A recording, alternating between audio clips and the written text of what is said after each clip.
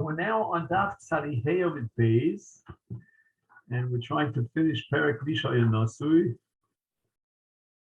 and we're quoting Rav Ashi. Rav Ashi is going to say that from the way the halacha on a daily basis is ruled, is paskidois, maisim shahoyu b'chol yom, we see clearly that there's no real suffix in the case where the karka that was left by the lokech in the hands of the lover was miskalko. Maisim b'chol yom, and we know that the dayanim in the Batei Dinim paskin on a regular basis. This question comes up all the time, that the malva could go back to the lokech and claim his shibudim in a case where the bnei chori went down the tubes, was miskalko.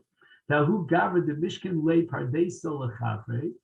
The story was that a person lent out money to his friend, and the lova specified a certain field, a certain vine, a vineyard, a kerem, or a pardes, an orchard, to the malva.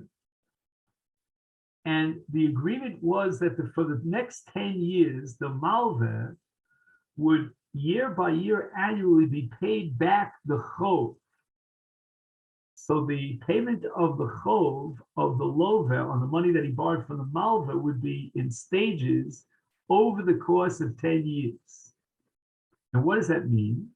The malva will enjoy the benefits of this kerem for a 10-year period. Let's say, for example, the halvo is 1,000, and the annual output of this vineyard sells on the market for 100. So over the course of 10 years, his chov would be repaid.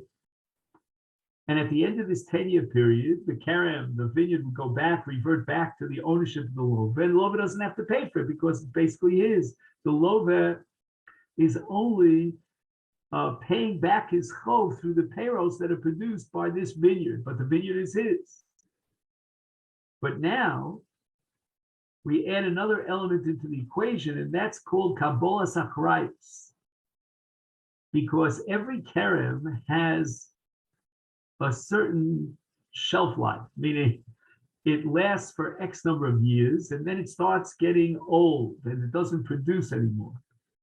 So the lova, when he made this agreement to the malva to pay back the chov over the 10-year period, he took a chrayus that minor chasim mishubadim to the malva above and beyond this kerem, that in event that the kerem goes bad and dries up from old age, the malva will collect from the other possessions, the other karkos of the lova.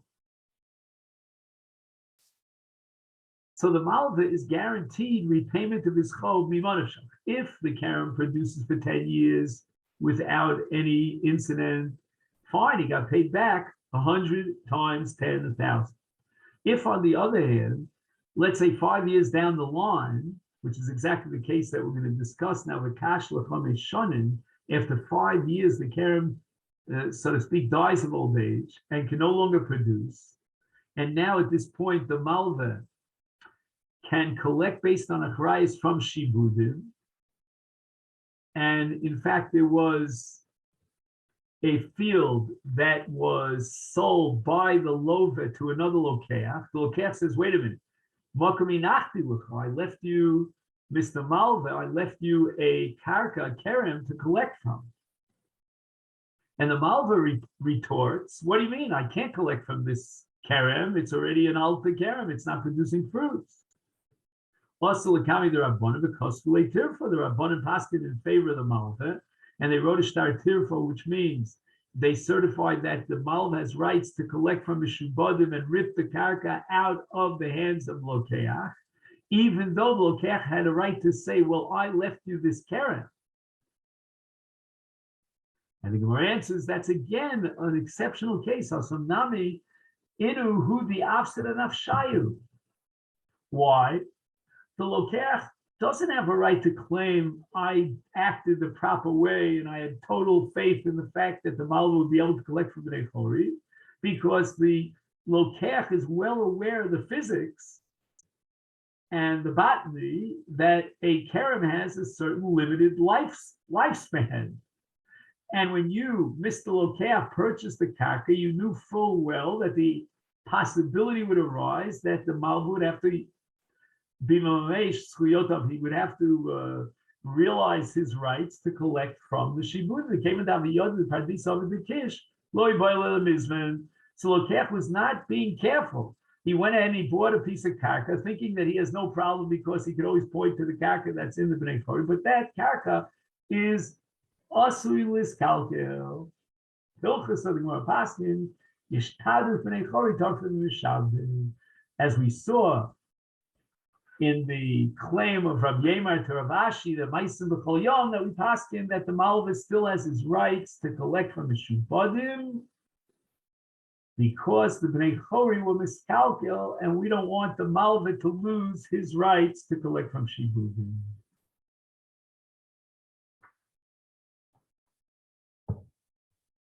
Now, the balance of this Gemara, meaning till the end of the Perek, is all about Abaye, meaning a number of different statements and rulings of Abaye. We're going to try to figure out if we can reconcile them.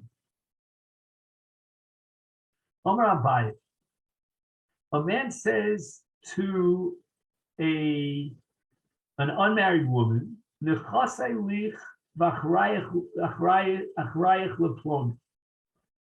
I am giving you a gift of these possessions, and with your death, I want them to go to Ploni. In other words, the Nosei Matana is creating, so to speak, a new law of Yerusha, a new din of Yoresh. He is singling out so-and-so to be the Yoresh, and the Matana will be, so to speak, a Matana Lizman up until the death of the Makabelas, the Isha Pnuya, who received this Matana. And after her death, those possessions will now revert to Ploni.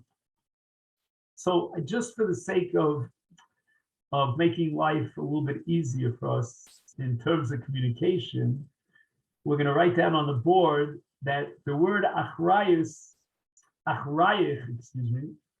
equals Ploni. Okay, so Ploni is always the achrayich. He's the guy that the nosem wants to eventually inherit, so to speak, this character. Now the Omda V'Nises, she gets married. And then there's halacha that with her death, the Baal inherits his wife. So that achrayich, what we call Ploni, now is going to be boxed out by the Baal with the death of the Isha. So you'll ask, well, why is the Baal superior in his position to the achrayich, to the Ploni? And Abai explains, because Baal lokeach avi, the ein l'achrayich b'makom Baal klum. We have halacha that if possessions are sold during a person's lifetime, then the Yoresh has no right to inherit those possessions. They were already sold. And that's exactly, says Abai, what happens in this scenario. Because the possessions that were given as a gift by the Nosem to the Isha were now purchased by the Baal. Why? Because when the Baal makes a kinyan on the possessions of his wife with the marriage with the Nesuin, he's considered a lokeach. And if he's a lokeach, that obviates any din of a yoresh. So the Gemara says, Keman, this statement, this ruling of Abaye is really standing on the shoulders of a Tana of Reb Shimon Gamliel, Ki Hai Tana, the Sanya, and now the Brisa records a machlokas between Rebbe and Reb Shimon Gamliel. Nechasai lich ve'achrayich leploni. A man gives a gift to so-and-so, which will be inherited after that so-and-so, the makabel matana's death by achrecha, which is ploni. Yorad arishon u'machar. So the original recipient of this gift went ahead and sold the karka. Sheni motzi miyad alakuchos to Rebbe. Rebbe argues that Ploni, right, the Achrecha, could now rip the karka out of the hands of the Lokeach because he's the Yoresh and he had rights for Yerusha that were designated by the Nosei Matana. So there was an original, so to speak, condition and limitation of restriction in the Matana, in the Matana itself, to exclude any possibility of someone else owning that field other than Ploni. And that's the rights of the Nosei Matana. He can limit the Matana and carve it out and design it in the way that he sees fit. Rav Shimon Gamliel Omer, no, ein l'sheni ela mashashir rishon. If the gift was given to so-and-so, we'll call that the Rishon, and the Rishon went ahead and sold that gift, then that circumvents any sort of Yerusha on that property. So only that property from the original Matana that was left in the hands of the original Makabel Matana can now be inherited by the Ploni, the Achrecha. So Abaye is standing now on the shoulders of Reb Shimon Gamliel.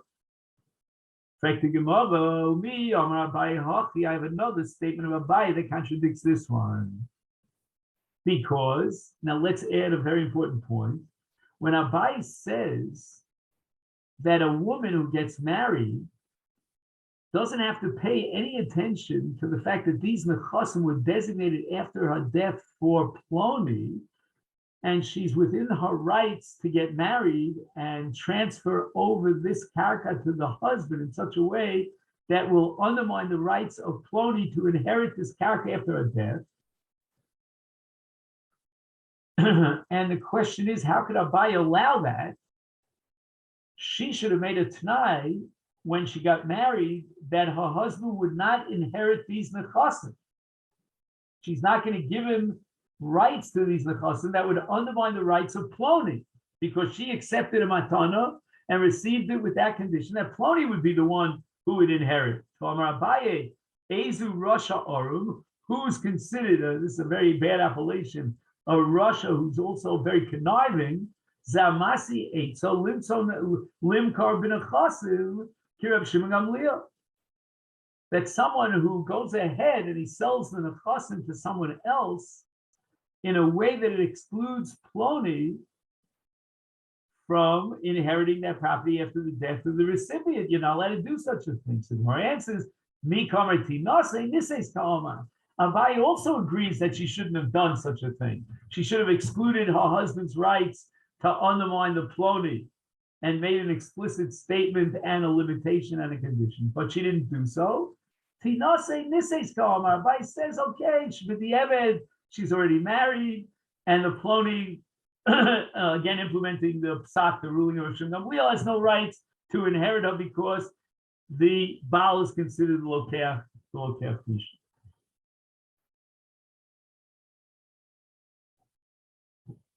Now we go on to statement and ruling number 2 of Abaye. The Amar Abaye said another din, Nechasei lech v'achrech lePlonim. Umachro mesa Baal motzim yad alekuchos. And then v'achrayach miyad Baal, v'lokeach miyad achrayach, u'mukridin kulu b'yadi lokeach. So Abaye says that if a man turns to a married woman and he says, I'm giving you my possessions, and they will be inherited after your death by achrayach Ploni, and then she sells her nechasim to someone else, and then she dies. So Abaye paskins here in this case that a Baal motzi miyad halekuchos. That's the Baal who's going to take the karka out of the hands of the lekuchos. And why is that? Because when she, in the course of marriage, owns possessions, and in this case she received these possessions as a gift, then the Baal is considered Lokeach Rishon. Because the Baal has the din, as we said before, of a Lokeach. So therefore he has rights to rip it out of the hands of the Lokeach. But wait a second. Once this goes back to the rishus of the Baal, now the Baal has a headache. Why?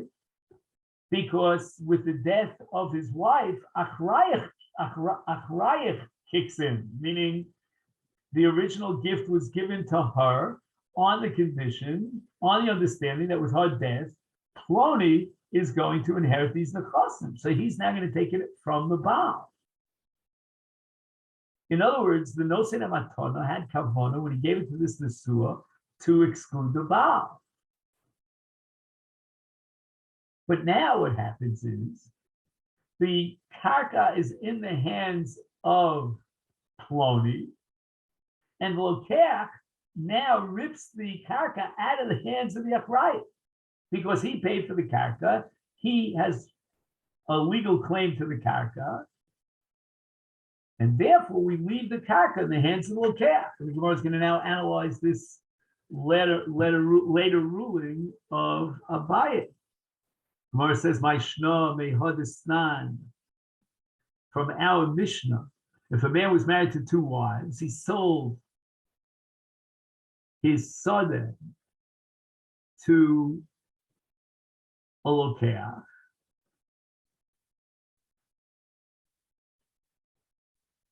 But one of his two wives, let's call it the first of his two wives in our Mishnah, waived her rights vis-a-vis Lokeach to collect the karka. The Mishnah says that now the Shniya has rights to collect from Lokeach Rishon.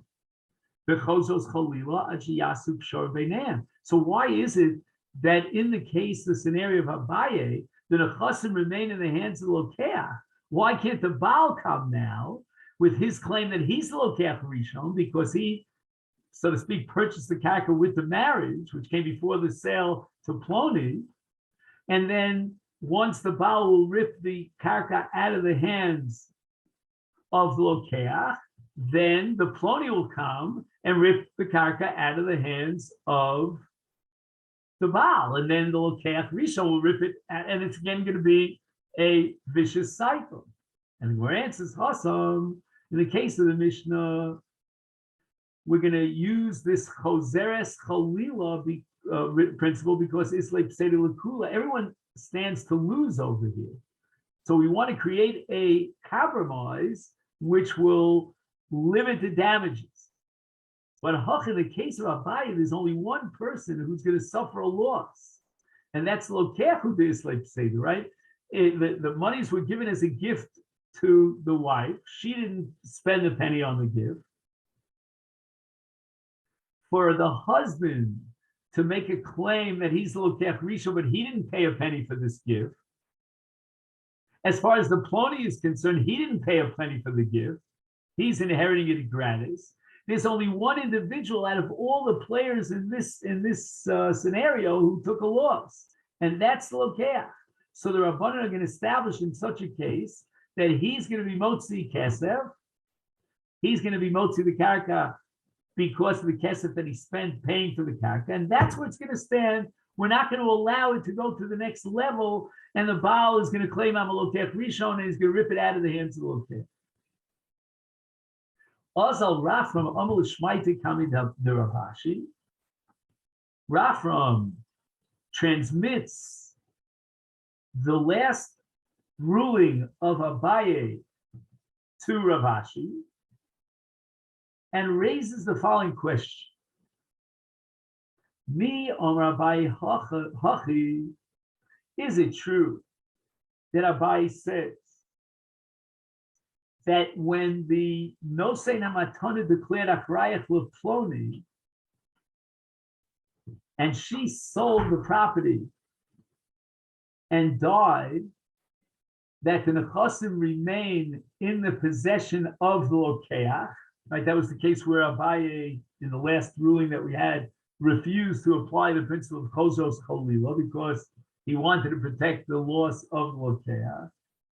V'amar Abaye, but we had an earlier statement of Abaye of the Chasei Lech v'Achrayach LePloni.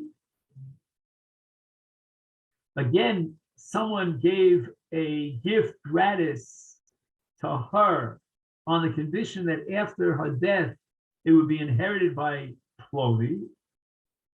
And then Omdo V'Niseis,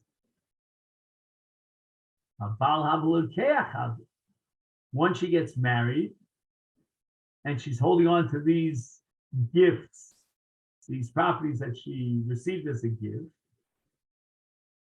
is Ein Lach Rayat B'Makom Bal Klum. The Ploni has no rights whatsoever, because you could only inherit something that wasn't sold. And in this case, it was sold because the Baal has the status of a Lokea. So why is it that in the first case, Abai Paskins, that Ploni has no right to take the karka out of the hands of the Baal because the Baal is a Lokea Rishon and he preempted the Ploni. But in the second case, the Ploni took the karka out of the hands of the Baal. And then, of course, subsequently, the Lokeach took the karka out of the hands of Ploni. But initially, Abai says that Ploni can take the karka out of the hands of the Baal. So wait a minute. Does Abai agree that the Baal has the status of Lokeach Rishon and he cuts out the Ploni, which seems to be indicated by the last psak of Abaye?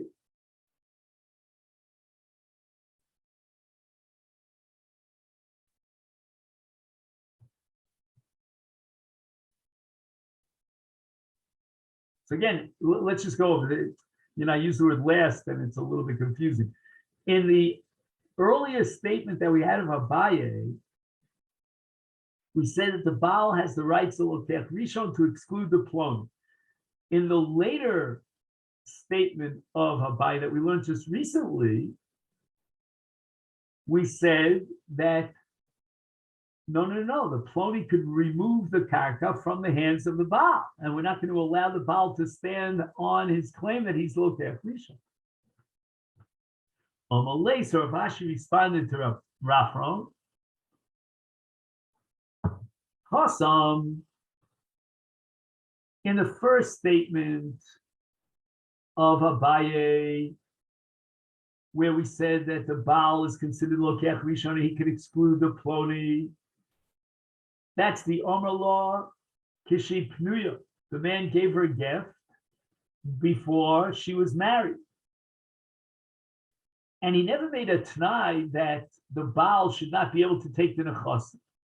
So therefore there was flexibility here in which he would allow that in event that she gets married, her husband should be considered Lokech Rishon and get first rights to this karka. And that doesn't undermine the intention of the Nosei Matan. But Hacha, in the last statement of Abaye, the Omer Lokshi Nesua, she's already married, and yet he said Achrayach LePloni. Obviously, the Nosei Matana intends to knock off the Baal.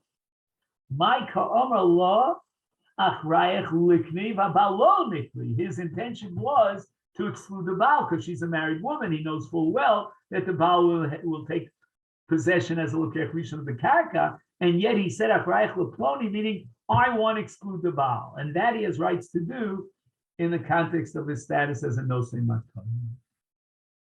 Okay, just to finish up to the end of the Perek, we learned in our Mishnah V'chein Bal Chov,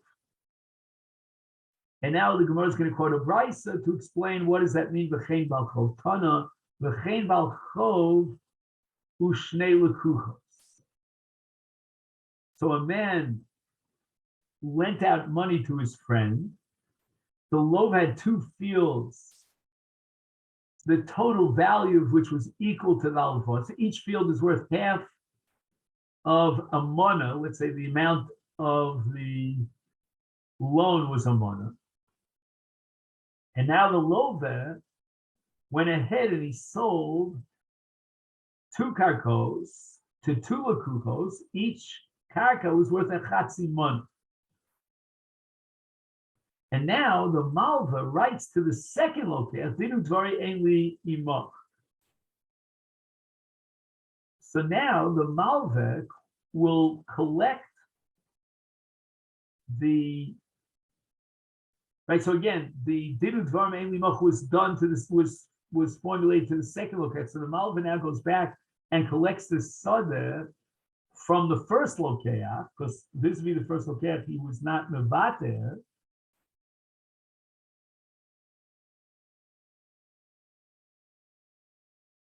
But now it happens. After the Malveh collects the field from the Lokeach Rishon, the Lokeach has rights to turn to the Lokeach Sheni and force him to fork up that karka, that Chatzi Mona's worth of karka, because Lokeach Rishon has rights above the Lokeach Sheni.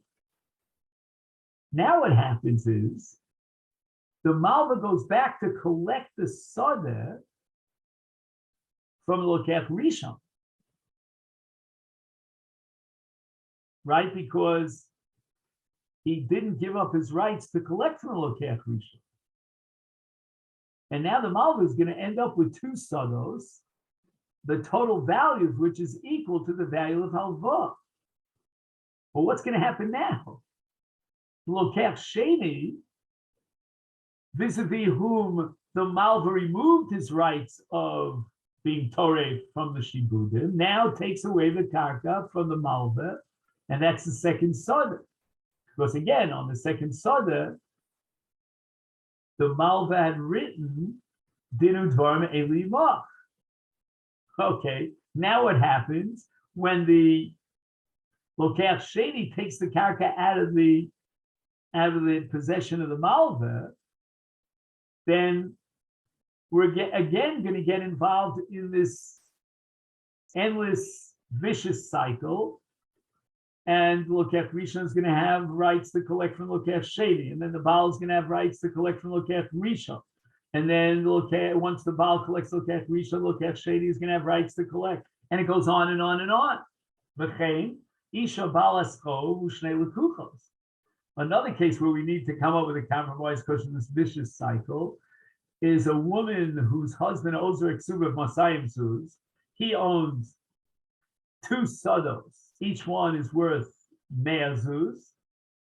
And the Baal sells his Sados one after the other to two different Lekuchos. She writes to the second Lokeach, Dinu Dvarim Eli Mach. The Baal dies and the woman comes to collect from the Sadeh. So she collects from the Lokeach Rishon, but she only gets a mana. Right? So she collects from Lokeach Rishon. She can't collect from Lokeach Sheni because she wrote to Lokeach Sheni, didn't farm Imach. So she collects from the Lokeach Rishon. Now Lokeach Rishon goes back and collects the Sada from Lokeach Sheni because he had first rights as a Lokeach Rishon. Now, once the Lokeach Rishon now has possession of the Karka, the woman can go back and collect her second field from the Lokeach Rishon. Now she has two fields worth the Ksuba, but the Lokeach Sheni now comes to be motzi his Sada Shniya from her because she collected from Lokeach Rishon. And she had written to the Lokeach Sheni that didn't Dvarim Imach, so he has the right to get back his field. And again, it's going to go on and infinitum until they come up with a Pshara Hadron or Lecha, Misha Yanasui. And now we're up to the Mishnah of Almana Nisones, the 11th chapter of Masechet Ksubis. We'll have to start that chapter on Yontif, and then in Mitzvah Shem on the first day of Chol Moed. We'll try to get together. I don't know exactly what time because, davening, I don't have to tell you on Chol Moed, so this is a little bit longer. We have not only Kriyas Torah, we have Hallel with Nanuim, and then we have Tfilas Musaf. So you'll let me know what works for you, and I'll let you know what works for me, and hopefully we'll be able to learn Daf Sadi Zayin on Yom Shlishi. So I'll take this opportunity to wish you a Chag Sameach. You should have a wonderful Sukkot. Thank you so much.